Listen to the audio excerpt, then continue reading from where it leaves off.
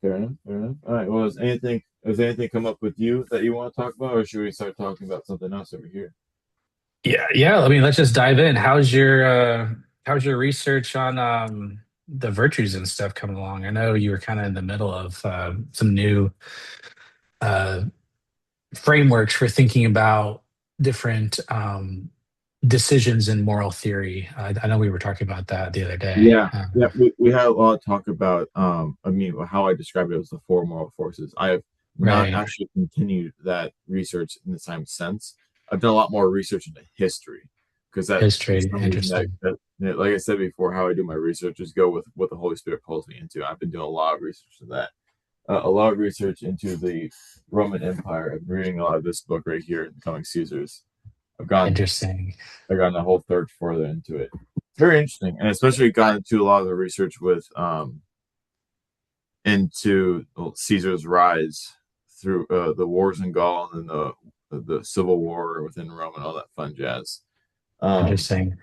It's funny because I've also been like listening to a lot of history stuff lately. yeah, Have you heard the podcast The Rest is History with Tom Holland? I can't remember the other guy's name, with Dominic or Tom something. Holland. Oh, I know Tom Holland, the historian.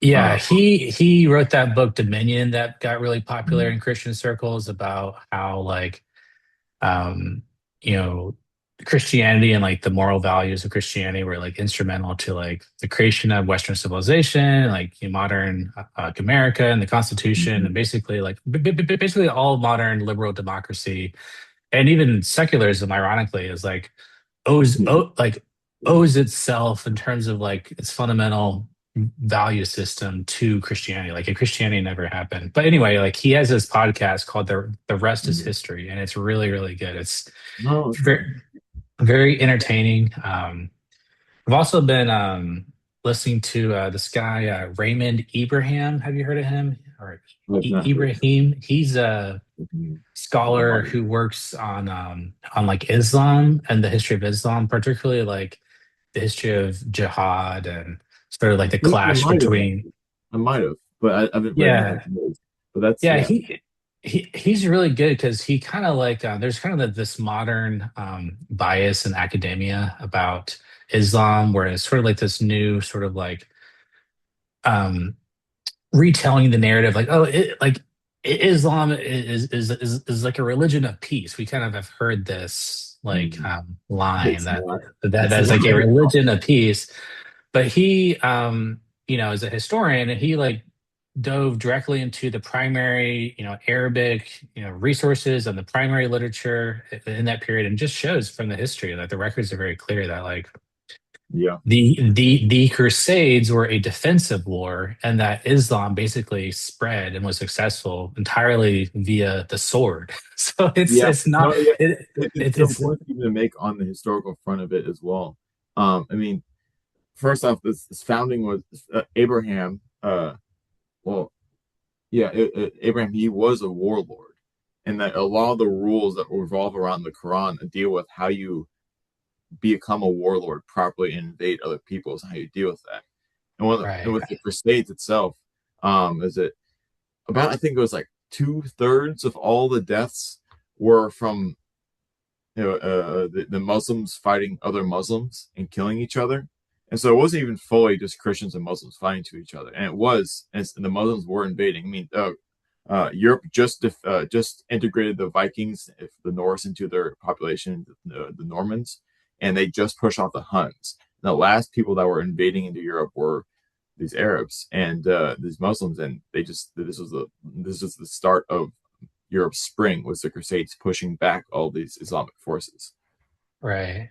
Yeah, it was like shocking. I didn't really fully realize this until recently that like Christendom, like, it used to be more than just Western Europe. It was like, it was in like West Asia, which is now like kind of what we Yeah, call the Middle Orthodox East. Like it was was like very there's large. like Yeah, all of in North Africa. It's like this giant yeah, yeah. thing, and like three quarters of it's either two-thirds or three quarters, something like that, of like Christendom was conquered by like the Muslims. So we think of like Yeah, Egypt as yeah. like, oh, that's like Arab country, that's Muslim country. No, It's like no, no, it's yeah, the most wealthy part of the Christian empire, you could say, before the Islamics took it over. The North Africa was very, very important. So was Tunis and Tunisia. right.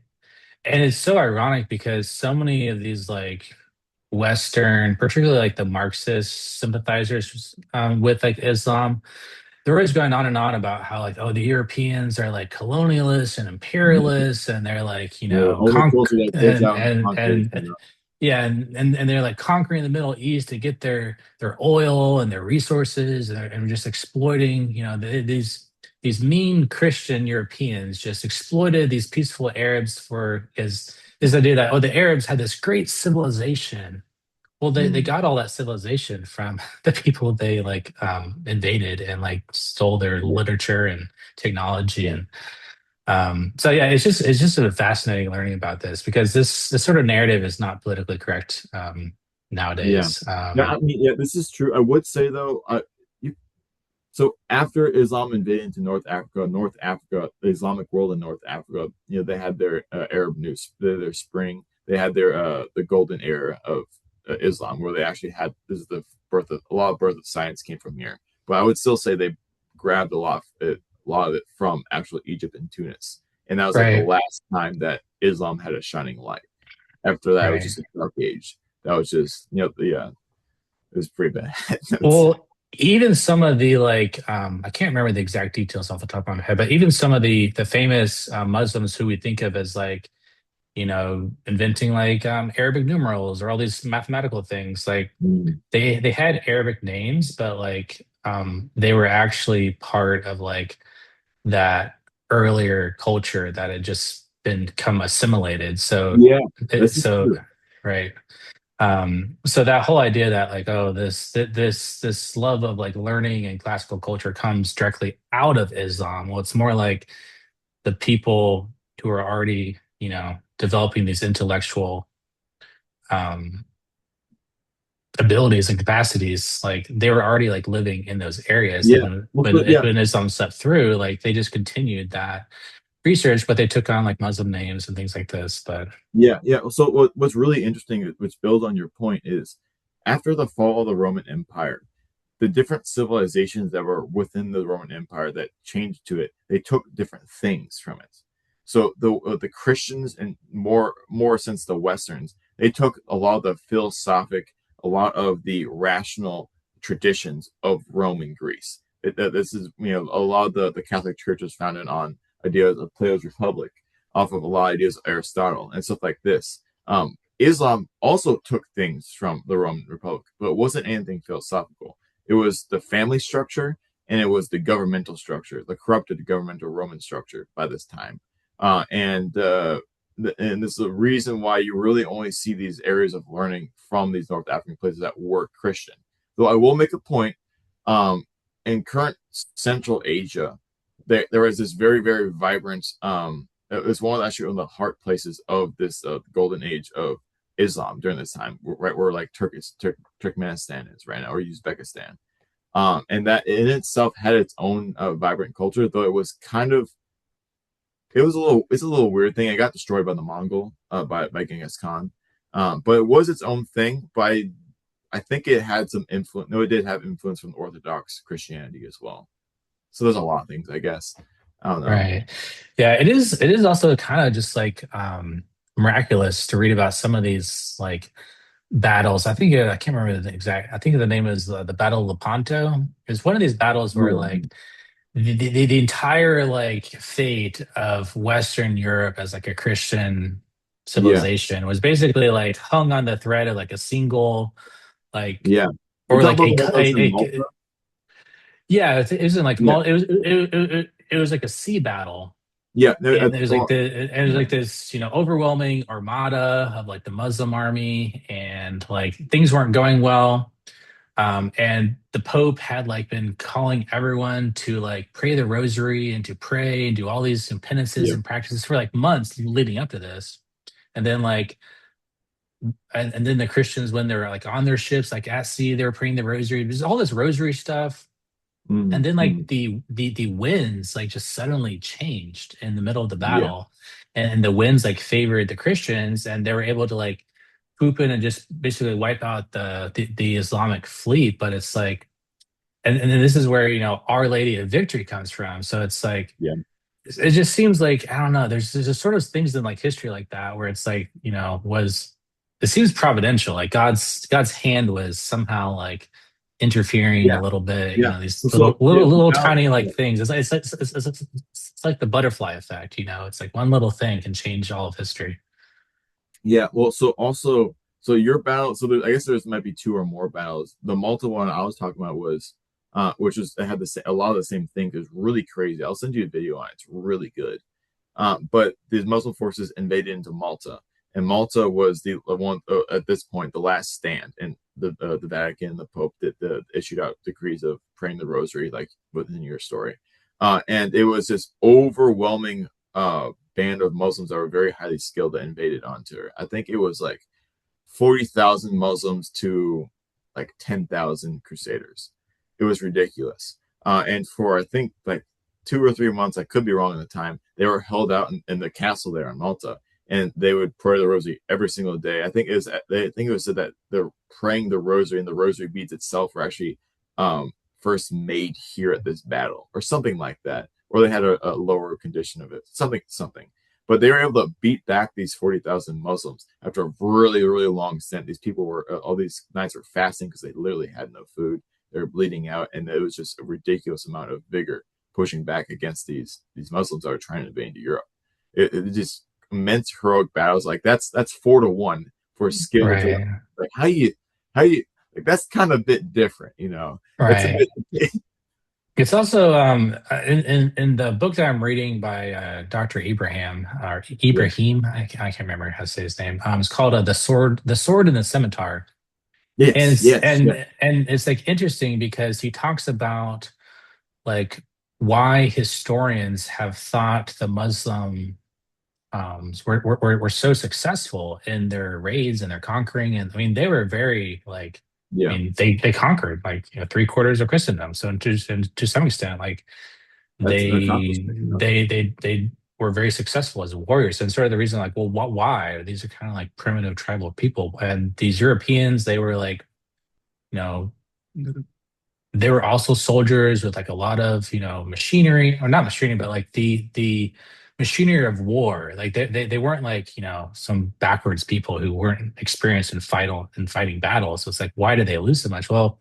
he talks about the actual like theological beliefs of jihad were instrumental psychologically in Mm, sort of making the Muslims like these like fanatical zealots warriors, because the Quran actually glorifies battle for jihad. So you basically if you fight this war, you're going to go to heaven, and if you die in the battle, you're also going to go to heaven and get all these virgins and stuff. So it's like it's like win-win. So it's like they're blazing into these battles like without any fear of death whatsoever. They're actually like looking forward to dying because they're so convinced by this like theology of jihad. So I just find that yeah, interesting psychologically, that something like these sorts of theological philosophical beliefs, these religious beliefs, can actually have like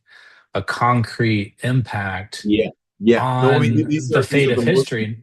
Yeah, one of the definitions of a religious belief is that's the most important beliefs within a belief structure. And so that's just going to impact it right away. And I actually have two more points that add on to what you're saying with the different why the Muslims were so easily conquering these Christian territories. One would be that I saw this as a delineation between Christian and Muslim. So the prophet Muhammad, not Abraham, but well, I guess it's whatever, Muhammad. He came up around 500 A.D. As a kind of reaction to Christianity. It was a reaction of the herder peoples, and you can kind of make the split, especially in this early time, as the Christians were a lot of the farmer peoples, and these new the Islamics were more herder peoples, and so the herder peoples Mm. just naturally have more vigor, anyways. and they were conquering into these very, very, very old societies that have already like lost a lot of their vigor. So, Asia, as like Egypt, Tunis, you have a lot of Jerusalem, and Greece and Turkey. And then the last one is that it was only during the Crusades when Christianity actually formally took in the Vikings, the Norse. Most of the Crusader force are actually uh, genetically Norse Vikings. They're Normans from France, the place that the Vikings conquered and spread all their people into. And so only really after they're able to integrate those Normans in there that they actually start spreading it. And it's actually one of the reasons why the Pope actually ordered the Crusades, because one of the reasons because they had this huge, massive population of these just battle ready men. They're just basically just about to destroy the civilization they're in because they're just so vigorous. And so, well, we are being invaded by Muslims. Let's send them over there. And that was just like that was this huge, just amazing fighting force. That and these Vikings were Germanic peoples, and one of the things about current Christianity is that it's a mix of Roman Christianity and Germanic Christianity because that Germanic ethnic group actually mixed in. It's a really cool duality. Right. Yeah, I was just listening to one of those Rest of History podcast episodes about about the Franks and how there is sort of like this period of time where the like that the Franks, they were like very Romanized, like these Mm-hmm. like warlords were like very civilized, speaking Latin, like reading the classics, like being part of like elite Roman society. And so I heard one historian say it's almost like it's not necessarily that like the barbarians conquered Rome. It's more like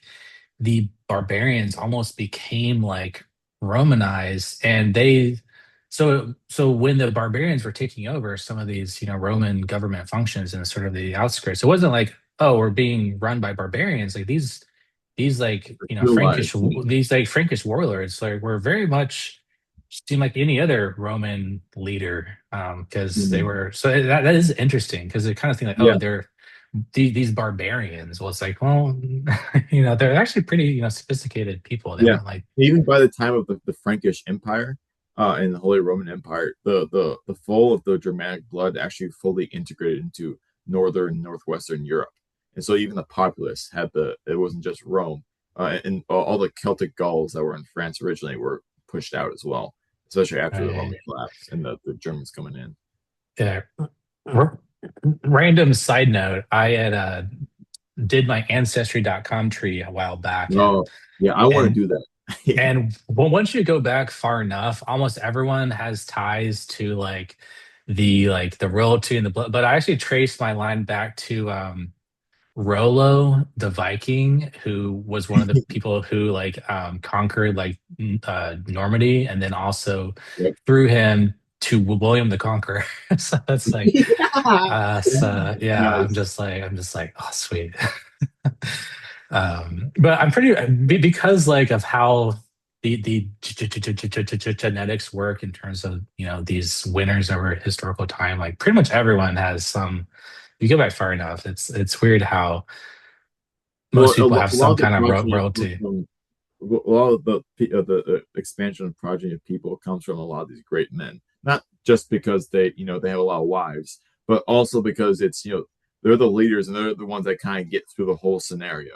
And the Right, people that are underneath them, the winners, well, they win and they procreate afterwards. And so there's a lot of that as well. right. Of course, now with all these data leaks, I'm kind of worried that I put my I did like the 23andMe, so it gives you your like genetic profile. Now I'm kind of worried the black market has like all my like genetic data or some government database, but oh well. Yeah, So I'm worried about that as well, dodging that. And also, I know there's a scandal within 23andMe where people within 23andMe that were leftist leaning, they intentionally put like some level of black or Native American ancestry just to kind of fuck with people. And there was a whole scandal and they got sued for it.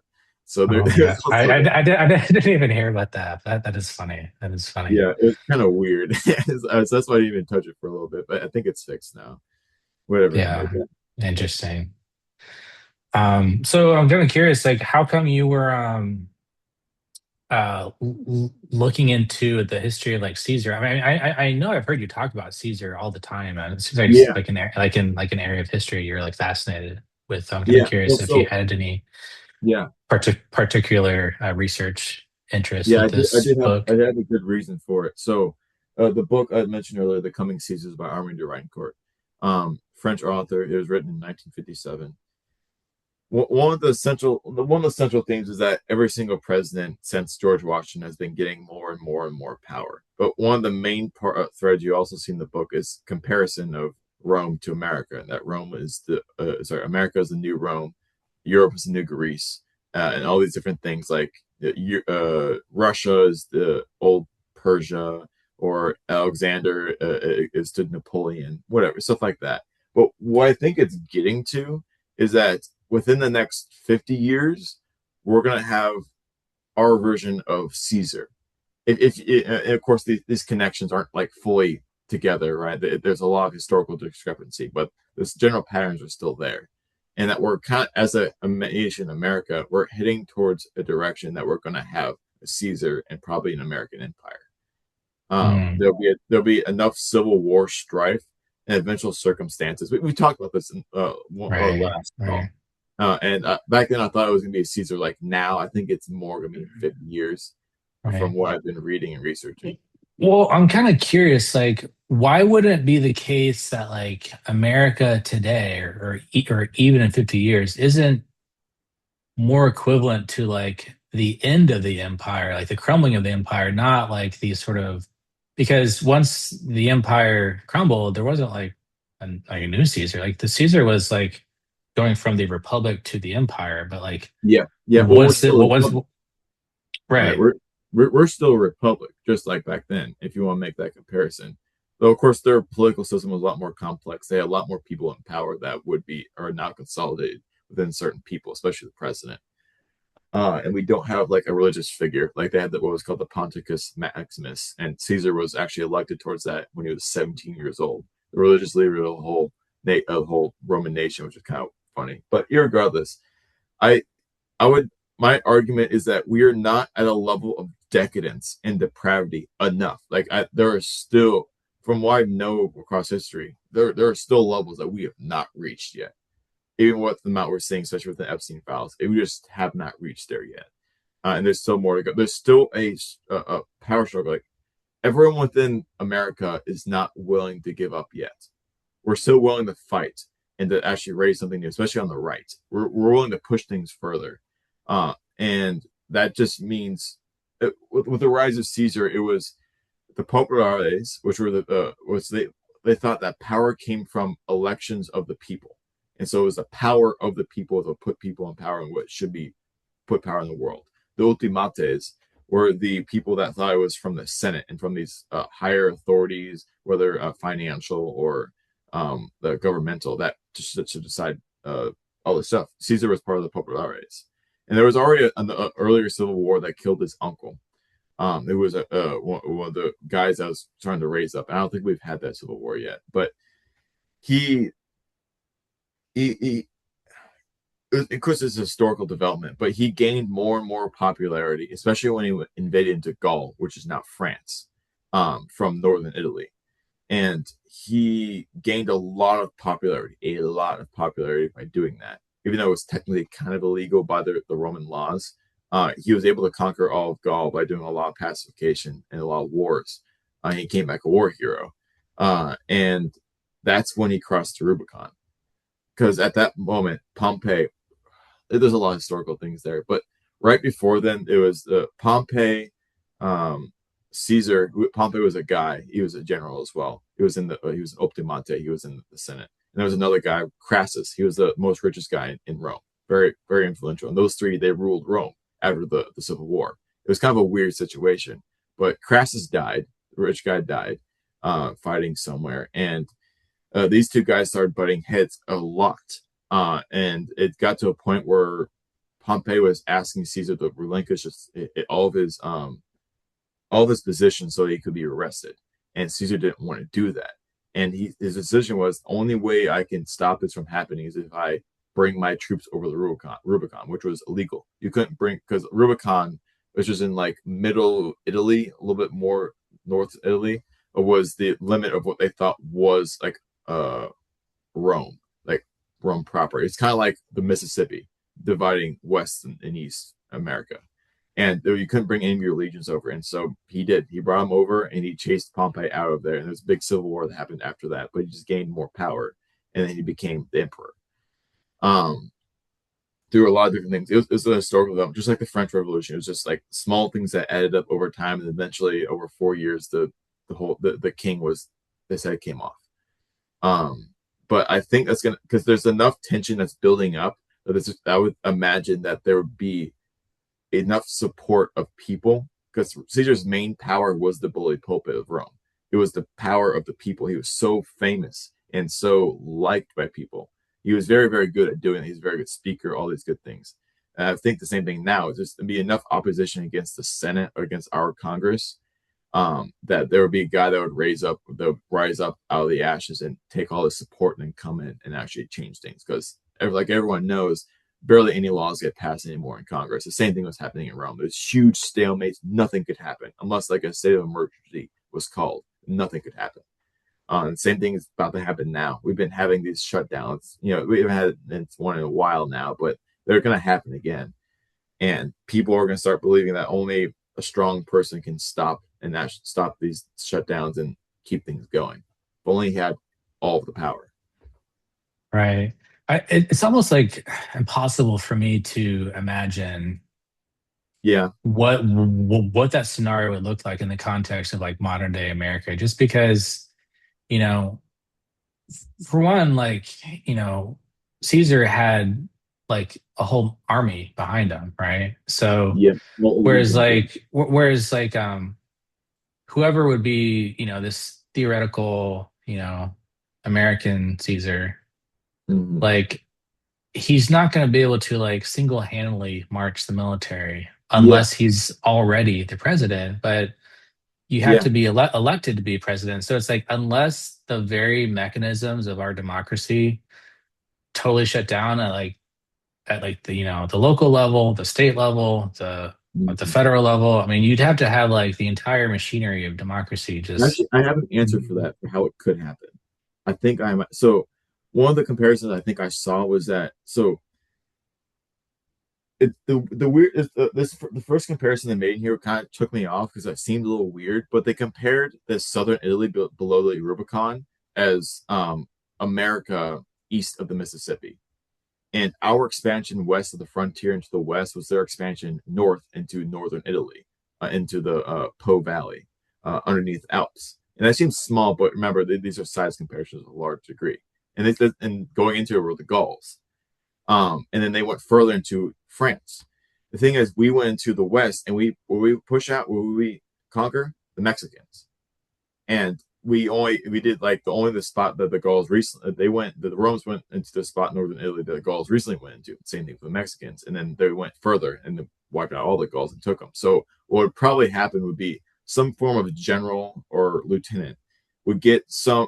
It would be after the reason why Caesar was even able to have legions within northern Italy, which would be for us the West, would be because there were some uprisings, especially during the earlier Civil War, a smaller one that killed his uncle. There was split within the Senate back then, and there was a war, and so some people they started putting some legions within the northern Italy, and then that's when they made the rule you can't cross the Rubicon. I'm pretty sure. And so he just had those. So there would be some general lieutenant that would have some troops in the West, maybe to quell down, say, Portland or LA or whatever reason. And then for some weird reasons, for like um, the drug wars that are happening in Mexico, you would have a good reason to go into Mexico and quell things down and then start conquering. And this is where he actually gained most of not only his troops, whenever Caesar went to Gaul, France, he got most of his troops and most of his veteran troops from his campaign in Gaul. He also got all of his money from there as well. And so this person would get all their money and troops from a lot of like skilled troops from Mexico, and then would come back and cross the Mississippi. At this point, they wouldn't be a president, but of course, it would have to work through our legal systems and presidenture. So it would be a little bit different, of course, the way it would work in America, but it would be a historical precedent similar. Right. Yeah, I mean, I don't know. I almost feel like what's going to happen is just kind of what we discussed last week, which is that there's just going to be this like gradual expansion of the executive branch. And Yeah, I don't see this as being some kind of like huge rupture that just ends in like some kind of like actual civil war or something. I think it was gonna just take like this whole Iran war thing. yeah. You're technically, I think you're supposed to have congressional authorization for stuff like that, but Trump's like, nope. And Well, that ever kind of, since Vietnam and and that, Korea, they didn't have to worry about that. right. And so that kind of precedent, but now marshaling, sort of, yeah, just kind of doing your own thing as the executive branch. But it still seems like we have so many checks and balances that like that expansion, and also so much of the executive branch, they're not like, some, you know, legions of, Yeah, veterans. It's like a bunch of bureaucrats who love the system as it currently is. And that's kind of the problem is like, yeah, so as the executive branch expands its power, it's also going to have to like somehow like reject this bureaucratic establishment that is its arms through which it actually operates yes, yes. This is very and, true. and like executes on its power because like it can't just be like 20 dudes in the White House somehow controlling all of America. There's 350 million people. You need actual like people, boots on the grounds, administrative people, the bureaucratic state, the civil servants. You need all that. Um, Yeah, yeah. and then yeah, it's like but ultimately, he has the beck and call of the army, but it's like it just seems It seems weird. It seems unfathomable that any president would use that against his own people. well. Remember, And he didn't really use it against his own people. He used it in our case would be against the Congress. Remember the Caesar had the full support of the people a lot of the times, and especially going into Italy and going into Congress and everyone, all the people in the Senate within Rome, they actually fled before he got there, and he chased them to the boot of Italy where he did some skirmishes, and then Pompey skirted away after a lot of the most of like Pompey's forces deserted to Caesar after the first battle. so you see like this future president would kind of go after Congress, and then presumably Congress would like immediately impeach him, and then he'd ignore Yeah, that, and then the we'll try question would to be like, keep okay, people. like Yeah, okay, so now Congress is saying the White House needs to be vacated. The president's like, sorry guys, I'm here to might be stay. And something. then it's like, okay, well, who's going to control command, the military to either reinforce order in Congress or to kick Yeah, the president out because he just got impeached. Now we need to have a new process. It seems, yeah, I don't know. It's kind of a crazy crazy yeah, thought yeah. experiment to No, so imagine. to also answer your question with the bureaucratic wing, um, FDR, one of our greater powerful presidents, whenever he was in office, the way he moved his power around, he would actively do things even without his cabinet, things that should be done by his presidential cabinet that he just did himself. He was very, very powerful in many different senses, and he was able to completely control the whole bureaucracy. And you might what might happen is the whole point about this next Caesar is that he's very, very popular with the people, so they know how to use the bully pulpit very expertly, and they would be able to use that bully pulpit to possibly take control of the whole bureaucracy.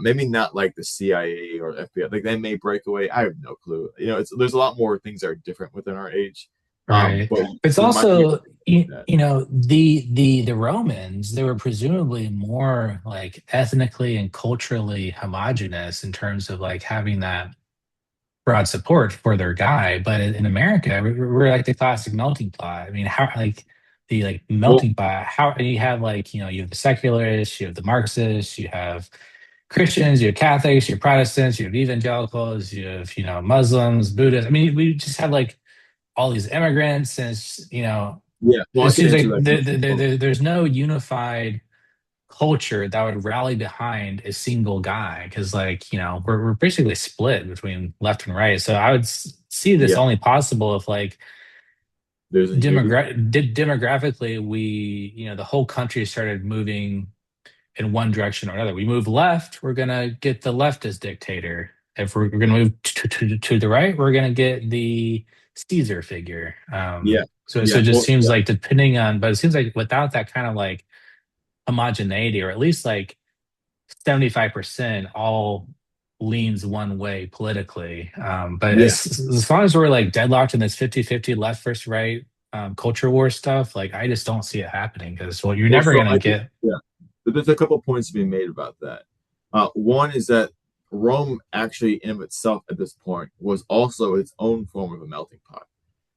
At this point, it was already they already had their Macedonian wars and took control of Greece, just like how during World War II we basically took pretty much economic control of Europe. It wasn't full ownership to my understanding, but regardless, one way to think about the religions, especially, is that the Greek religion was different from the Roman religion, but only slightly. You had Zeus to Jupiter, and it's very comparable to Catholicism to Protestantism, especially American Protestantism.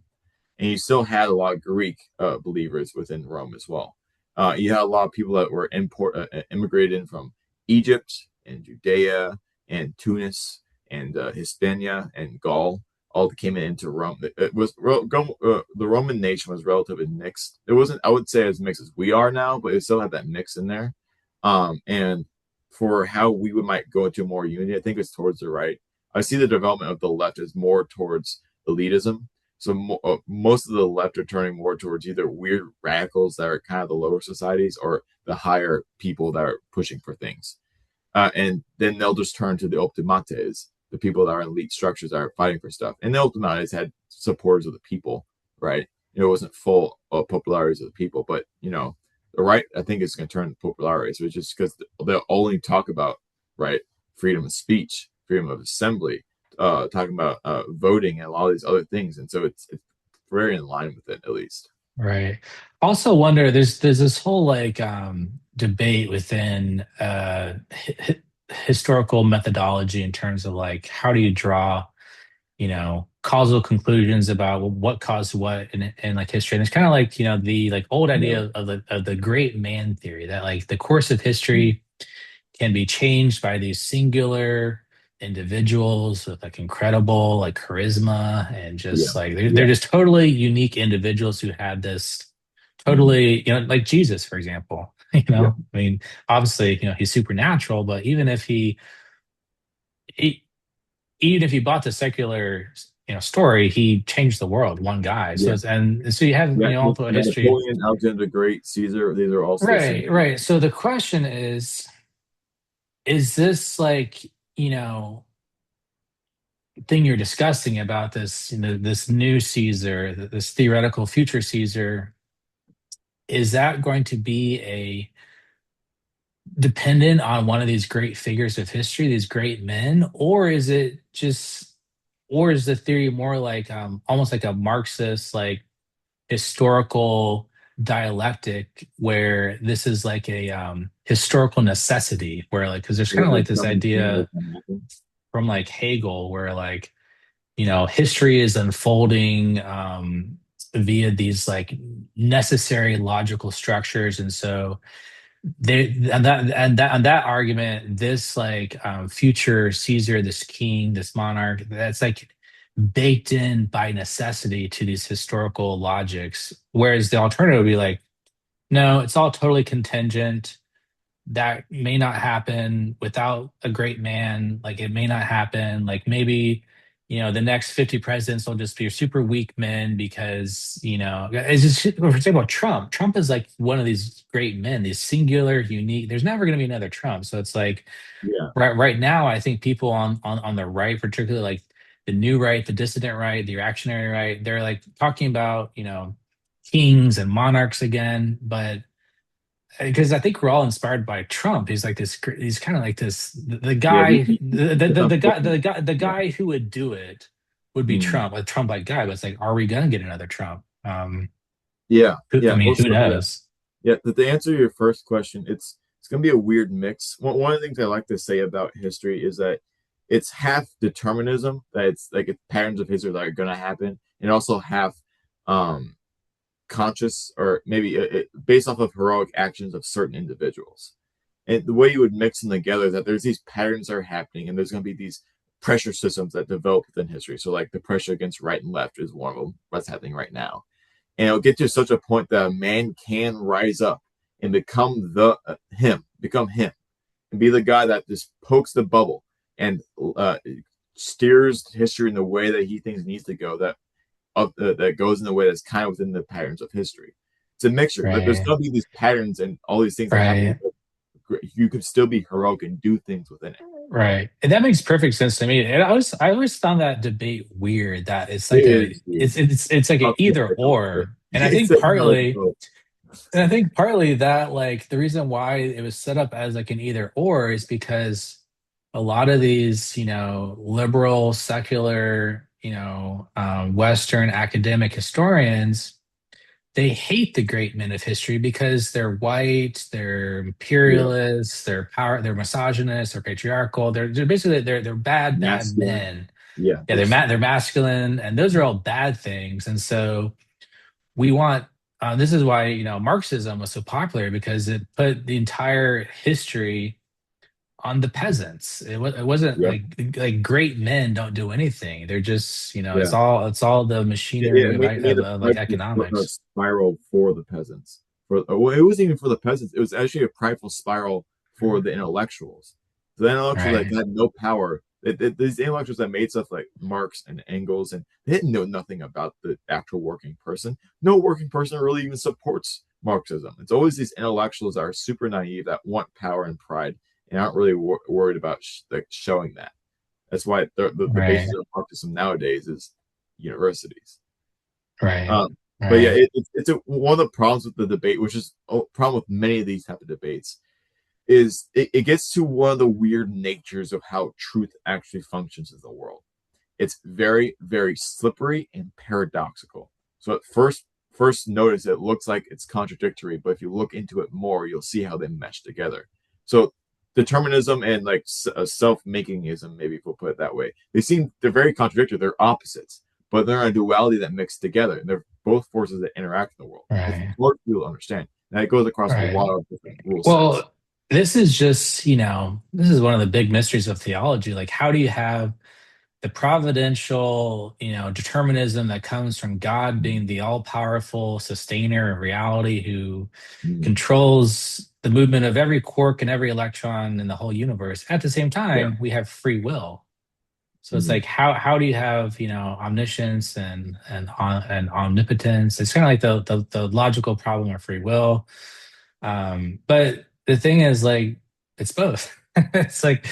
because to deny any one of those is like leads you to problems. So kind of the Yeah. only The logical weird mix. solution is to accept the paradox. And it's like it's actually interesting. There's a whole branch of logic called paraconsistent logic, where I'm not sure if you've Yeah. heard of this, but No. basically, in classical Aristotelian logic, a contradiction was always false in like how you constructed like the truth tables. So, like if you had a sentence that led to a internal contradiction, the truth value of that contradictory paradoxical statement was always false. So, for example, the liar Mm. paradox saying, like, I am a liar.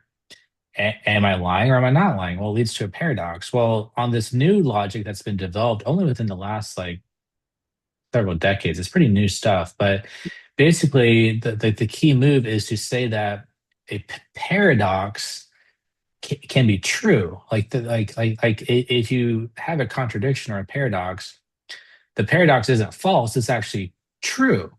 And you can do a whole bunch more things in logic if you have this one stipulation that the paradox was true. So it's like that's how I kind of think about some of these like Yeah. theological mysteries. It's like Does God control everything? Yes. Do we have free will? Yes. Is that a paradox? Yes. Well, it's also a true paradox. Like we're never gonna Yeah, really yeah. wrap No, our heads around it's it. it's a lot more ingrained than people think it is. Like I say again, one of the problems we have nowadays is you have you use the autistic term lightly, not to offend too much, but you have autistic leftists and autistic rightists that make these certain like concrete, built in the stone rule systems that are always going to be true. The problem about truth is that it changes over time, and so these will just crumble over time. I was watching this video. It was a decent video. It was more of on like the woke right scene, where it was a lot more into it was trying to find, they were trying to use a way to make freedom of speech better, so it would not be freedom of speech but be dictated by rule sets. And you couldn't, if you said something, you'd be held accountable, like libel, or if you commit fraud in financial sphere. And it had some points to it, but one of the problems is that it just created so many rule systems and like strict concrete rule systems. I just like that's gonna break like pretty much immediately after you start influencing, because the part about freedom of speech is that the uh it allows the influence of these new anomalies and weird things that happen in the world over time to actually start integrating them. It does still allow, of course, corruption and chaos to start disintegrating it all as well. It's weird, but like it just sees it's like I want this rule system. It's just not going to work that way, and Right. everyone in this world tries to does that. Well, we learned that already from like trying to build artificial intelligence systems. Like for Yeah, example, like the first systems were all based on chess. That was seemed like it's like the paradigmatic thing to build your intelligence on. Well, it's because chess follows very simple rules. And you mm-hmm. can teach. So the thought is like this artificial intelligent computer system is basically just going to be following a bunch of rules. It's like if then, like if this, then that, if this, then that, if then. It's just all these rules. But There's not going to be any change over time whatsoever. they learned that these rule-based artificial intelligences they don't scale very well. They just and they can't handle the complexity of the world. Like for example, vision, trying to solve like perceptual Yeah, vision mind using clocks. rules. Like Yeah, oh, like if I see a red circular object, then it's an apple. Well, what about a basketball? There's going to be like a yeah. million things that are It's always ambiguous going or to change fuzzy. different. Yeah, the And so world's they, a lot more complex, and over time it changes, which is not how chess right, works. right. And so then they learned eventually that, well, we're just going to model it on how the human brain does thing, which is through these artificial neural nets, which is all about experiential learning. And Yeah, essentially, these and what's weird, we don't even really know how these systems work. They're just black yep, boxes. They're yep. like even with this the new AI, the generative AI, we don't really know how that works. We just sort of like found an algorithm and then it's like a black box and you put in all this data and then somehow but it's weird how even like these AI labs who are creating this stuff, they don't really understand what's in the black box. They just know it works Let's and it feed it works and cookies and see what and happens. and, and it works really well. And it's shocking that a Yeah, single algorithm can produce such complicated behavior. But that does seem to mhm. be yeah. I'm kind of curious. Going back to the woke right thing. So you're saying like I've never really understood this whole woke right. I know Yeah. some people really push hard for like, oh yeah, the woke right's definitely a thing, and this is how you can know someone's woke right or not woke right. But the way Yeah. it was whole is all defined. It never really made sense to me. And Yeah. Well, the first person to fling it around was, I think his name was Lindsay. yeah, Lindsay something. James Lindsay. Yeah. Yeah. And he was very, very uh loose with that. He threw it on people that don't deserve it. I think it technically exists. I want woke right is the best term you can use for it. I think it's something a little bit more different. What it really constitutes is a lot of these reactionary forces that are either for like Nazism or racism as a form of just reaction against the whole world around them. That they kept on trying to show up their problems they have with the world, and they kept on being ignored. And they learned that everyone was had a big opinions about racism and misogyny and Nazis, so they started doing that. And it's really it's a cynical reaction. It's really what it is. And so, like within the thing I mentioned, it was making these very strict rule sets to make sure that people say the truth.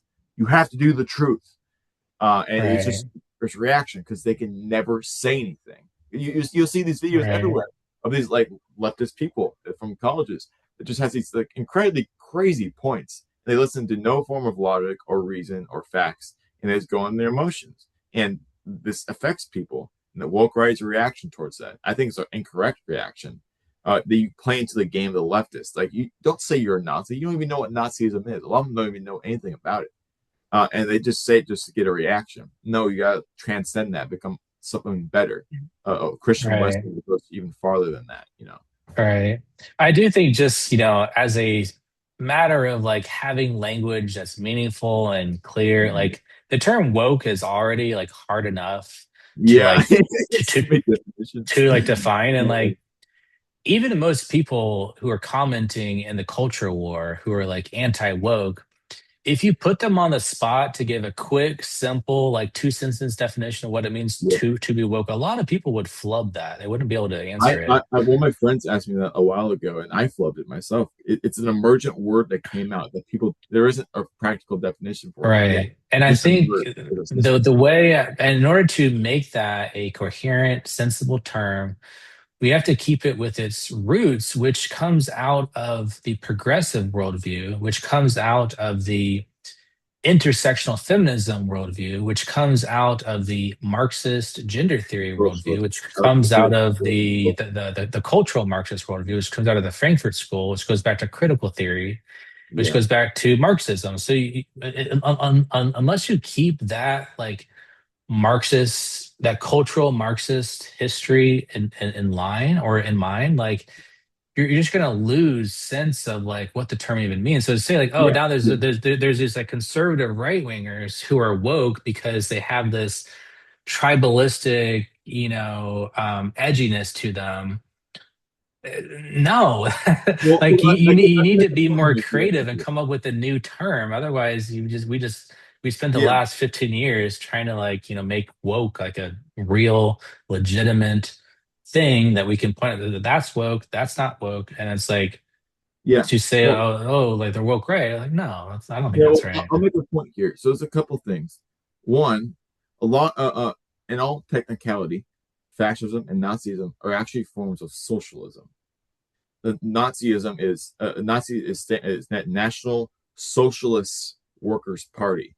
The Italian Mussolini, he was a Marxist before he started fascism. These are they have a lot of ties. The whole point of it is having the state take control of all the social functions that like the church or a community would do, and just take full control of the society. There are connections there, and furthermore, all these guys that are reactionary, they're pulling from these roots. And furthermore, how they're pulling it, it's remember it's reaction against the left. All these the woke right, or the if you want to make the term actually for it, it's the reactionary right that uses all the same structures that the left made for them, just reaction against it. Right? They don't actually care about Nazism. They're just reacting, saying they're Nazis to get against the leftists. They'll say the leftists are the real racists. Racism doesn't really matter. They're still hyper focused on racism. It's not the big thing in the world. There's many more important Right. things. So that's where I would make the I thing. It's mean, not just I can see that being like yeah, a legitimate, yeah, yeah, conservative faction that could justifiably deserve its own phrase to describe it. yeah, But I think the term woke right is just a total miscalculation as just a yeah, vocabulary descriptor. And I yeah, think James Lindsay, before he went on this whole like woke right thing, like he was a pretty popular guy on the conservative mm, right, like he made his fame with all this like anti-woke stuff with like Peter Boghossian. He did these sort of like hoaxes on like these leftist crazy journals. They would submit these like fake super um yeah. like stupid woke articles that would get accepted and stuff like that. And he did a Oh, lot I of think I stuff on saw like that. I saw that. Yeah. yeah, some of the funny, it's really hilarious that stuff. There's That's even how an he episode. that Yeah, yeah, yeah. Sorry, go ahead. and that's how he made his fame, and he was doing pretty good. He had podcasts. He was like invited to a lot of conservative podcasts and interviews and Mm. stuff, and like invited as like a speaker to various conservative functions. But now it's like he pushed this woke right stuff so hard. I see his like YouTube's come out or like his Twitter engagement is like basically zero. And I've actually heard him say he's like Yeah. lost working opportunities. He's not making any money anymore, and it's like Yeah, no, I kind I of would agree with you that that woke descriptor for the right is probably problematic. It's not as descriptive as it could be. I worry though is that it's just gonna turn into the correct descriptor. Like woke is gonna change its definition slightly so it would work with it eventually over time as a historical cycle. I do see that there's right, some cracks within it. I completely agree. It's right. somewhat I loose. still don't think this is like a broad and legitimate of a conservative movement as compared to say like the alt-right when that started with like Trump Mm. years. Like that was a legitimate broad phenomenon that can Yeah, be that was described. There's a lot of people where it's like just woke right. I mean, maybe like a handful of people on Twitter could like be described with that. And well, it's, I'm gonna but be it's like, completely honest. There is a large. These are the people that are very against Jews. These are Nazis. These are very the claimed racists and misogynists, and they have a lot more population than one would think. Even though it's well, only online. yeah, but like Only to online. to say like these Fuentes Groper type people are like they're Yeah. woke. I mean that they just. I mean we already have a term for this, edge lords. Like Yeah. No. Edge lords would. It does. it's like the edge lord right. A political. That's way more Yeah. descriptive than The woke. rightist political edge lords, if you will. And I mean, it's Right, specifically against leftist terminology, though. Is the whole thing, though. It's against woke.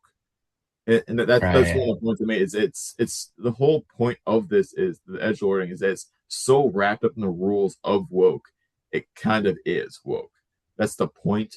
Whether that's Well, free or on the not. other hand, like edge lords. I mean, I'm pretty old. I grew up on the early days of the internet, and I can tell you, Yeah, people were making racist Jew jokes long before the woke movement ever this got is true. off the other This end. is true. So There was like more hope ahead of so race jokes, Jew jokes, like sexism. These have all been classic joke categories for edgelords since the beginning of edgelords. So it's like to say like, oh well, now these people are only talking about race and sex and stuff because they're actually the woke. Well, no, it's because race, sex, and gender. I mean, those are pretty core things just to be human. I mean, that's all throughout history. We've kind of Mm, understood ourselves yeah, in ethnic terms. So it's like to me, that's yeah. not necessarily like.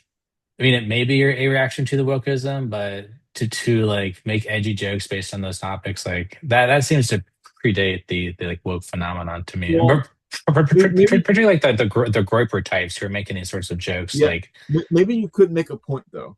So even before wokeism really was a thing in the world, especially on the left, there was still a pushback against anyone that hated on Jews, anyone that was a Nazi, anyone that was racist, anyone that was misogynistic. And it was small. I mean, it was a structural societal one, but there wasn't the only pushback you got were from these 4chan users, we'll say.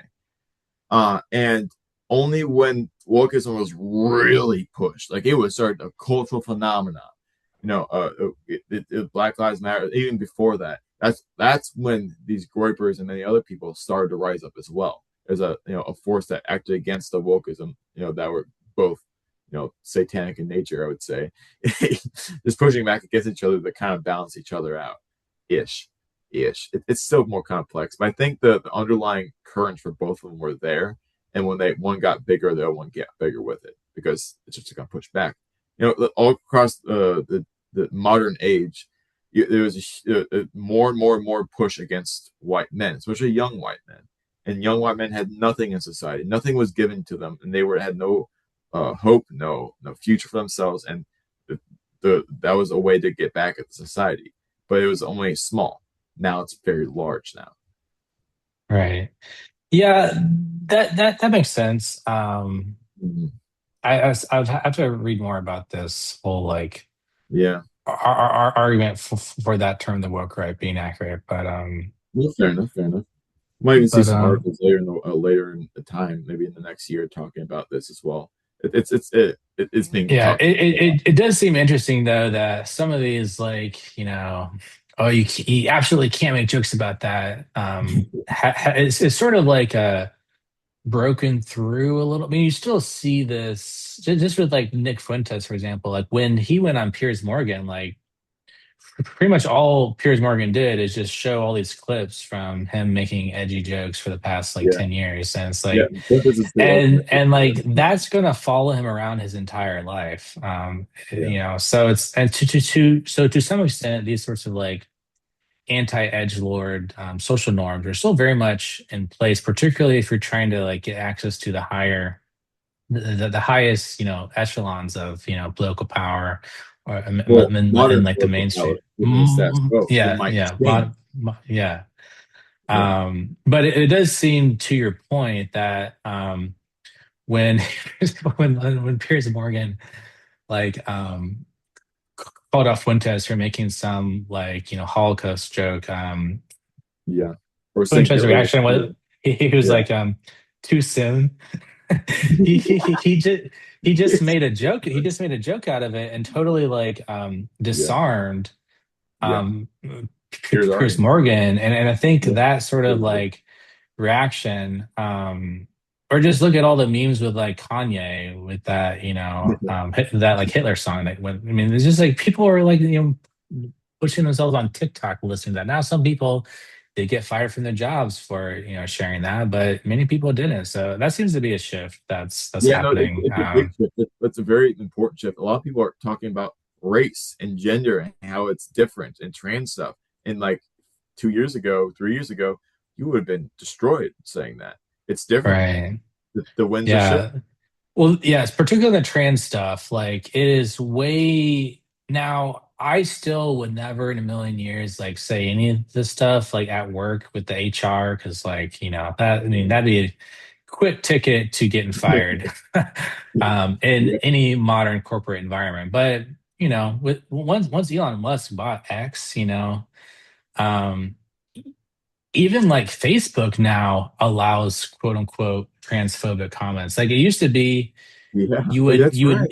like Yeah. you would never be able to say on Facebook, for example, a trans woman is a man, whereas now you can actually say that on Facebook, and the auto flagging systems won't like automatically say that this violates community standards. So basically, you're allowed to state gender critical positions on social media now on almost all platforms without getting the immediate auto ban. You violated the terms of service.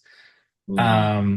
And that is a huge change because these sorts Yeah. of conversations like weren't even happening in public spheres. And now you have people like, like even in the Democratic Party, they're recognizing that this radical trans activism is so toxic to their mainstream electability because pretty much any politician who says that it's fair for men to compete on a women's sports team, I mean to your average normie Person. American that just seems Yeah. like bonkers. So it's like, okay, well Ridiculous. clearly you're not operating Yeah. in reality, so how am I going to trust you on these other issues? Yeah. No, no, uh, even sorry, you finished your thought, a little side point that changes the conversation. go ahead. Yeah. So it touches on another idea about the truth about the American civilization or American people. It's really weird. With a lot of things, there's like 90 to 95% of the population believes it, but it's the elites have made it taboo to even talk about. So like 90-95% of the people believe in some level of spirituality, or whether it be ghosts or God or some other religion. And but it's taboo to even talk about that at all. It's taboo, and people it's said that you will be seen as insane. Well, not said, but it's felt that you'd be seen as insane, crazy person, not to be trusted if you believe in any form of spirituality. It's like on the hush hush. People that Right. believe in this type of stuff, and you get a lot of these different things where it's just the rules made by the elite to be taboo to talk about, but everyone believes in it. Same thing with a lot of trans stuff. Same thing with the gay stuff. It's pretty prominent. It's weird. It's weird how much Right. control there is. Right. I also think it's shifting generation. I've been seeing some like reports come out lately that like the rise of quote unquote homophobia is like rising among Gen Z men. I Yeah. didn't look into details to see exactly how they're defining this homophobia because, Yeah. you They know, put pretty because loose a lot of because times. because as like a Christian, you know, obviously, you know, we may have differences of opinion, you know, compared to a lot of people about whether like, you know, saying that marriage is between a man and woman is that homophobic or is that just a statement of Christian doctrine? So it's like, Yeah. are young Gen Z men like, you know, is there homophobia a result of the increasing acceptance of like the biblical worldview on sexuality, or is it just more young men feel comfortable, you know, saying slurs and or you know being actually prejudicial? And my sense is that like maybe it's a little bit of both, kind of like going back to like It's a weird mix, I would say. the like Nick Fuentes things where people are you know, being comfortable, you know, using slurs and things like this and more regular speech, I think. I mean, More that's kind of always, reaction. there's always been like a thing on the internet, but it seems like it's more popular amongst like, you know, influencers and like conservatives that kind of like openly use this sort of language. This more like inflammatory, derogatory language. But Yeah. also, I think it's probably due to like the rise in like just conservative religious beliefs that are kind of reshaping people's assumptions of like what it even means to be like homophobic today. Yeah. There it's yeah, it's a complex. I don't even think we can even get a proper answer for how many people are homophobic. Because Right, the things you brought up. So yeah, I would say. I mean, it's I would say it's more. There's a lot of also that the people that were homophobic or would say slightly homophobic and maybe even joking about it were they're shut down and censored for a while, and now they're able to start talking. And the thing is now that it's opening up, it's starting to open up even more, and it looks like it's going to open up really large, so they can start actually influencing the world around them by doing stuff like this and gain power. right, Like, a lot more people are getting famous that actually say these things, whether it be right. joking or actually meaning it. And now it's becoming a thing. Right. I mean, I do think like in general, you know, your average conservative, like young conservative guy who may have who may be labeled as like homophobic, like he's probably if he sees like a gay guy walk into the room, like he's not gonna go beat him up. Like, you know, Yeah, it's not going to scare them. Yeah, because it's so normalized in our culture, you know, and people are so out and at work or you know just out in general and or in Hollywood, like it's become so normalized that people don't have that same like visceral violent reaction. Whereas like back in like the 1940s, like you know if you were a novice flamer walking into some small rural town, that may be like a risky thing to do if you're being yeah, flamboyant. But whereas now, like, you know, that same person can probably go to most rural Republican counties or cities around the America and not, I mean, they'll probably still feel like fear, like I don't feel comfortable amongst these rednecks, but like objectively speaking, it's probably far less likely for that person to get like beat up because even the rednecks and you know they have there's a more lot just more acceptance. yeah they just They're had more likely more to accept it. exposure to it. So when you have exposure Yeah, to something, you just sort of yeah. like it doesn't like you know like oh my gosh this is this crazy thing I saw a gay guy. It's like, um oh my god. yeah where but I still think though there's kind of like this general particularly for two men there's like kind of like a disgust response that seemingly, you know, no matter how hard, you know, Yeah, people try and like get rid of that response, I still think that's kind of like don't a be a thing. pretty Well, that's an nor inherent inbuilt response, the disgust response. right, right. That may maybe have some kind of like hardwired genetic component to sort of see that.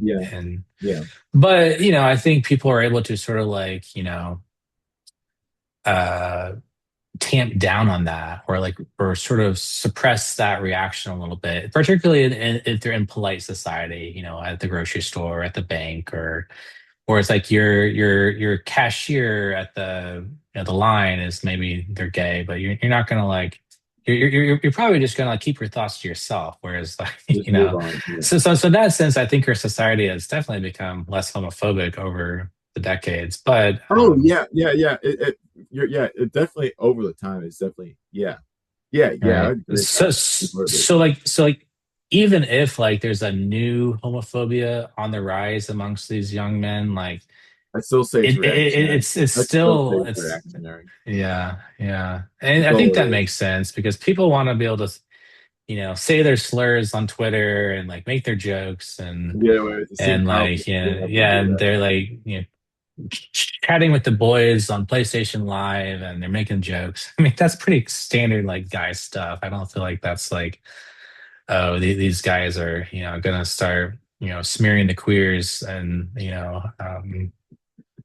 Hate that, right? so yeah.